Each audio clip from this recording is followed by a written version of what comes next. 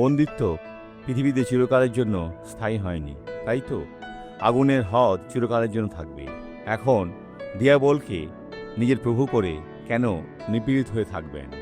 তাদের পছন্দের বিষয়গুলি করে যদি আপনি নাসরথীয় যিশুর সাথে চলেন, যিনি নম্র ও মৃদুশীল, আর অন্য প্রান্তে আপনি স্বর্গে উপস্থিত হবেন। দেখুন জিরোমিও 25:30 পদে কি রয়েছে?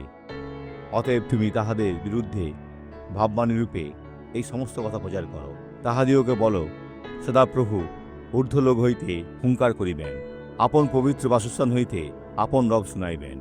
তিনি আপন বাথানের বিরুদ্ধে ভারী হুঙ্কার করিবেন। তিনি পৃথিবীর নিবাসী মাত্রের বিপরীতে দ্রাক্ষামর্দকের ন্যায় সিংহনাদ করিবেন। এটা সেই ঈশ্বর যার সেবা আমরা করি। তিনি আপনাকে ধন্য করতে চান। আজ সেই দিন যেদিন আপনি উঠবেন।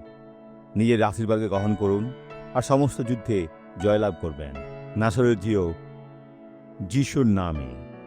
তিনি আপনাকে ধন্য ব্যক্তি করবেন। খ্রিস্টের নামে বিশ্বাস করুন। এখন আশীর্বাদ করি। পিতা, এ ব্যক্তিকে আশীর্বাদ করি আর সমস্ত মন্দকে চলে যেতে আজ্ঞা করি প্রভু যিশুর নামে।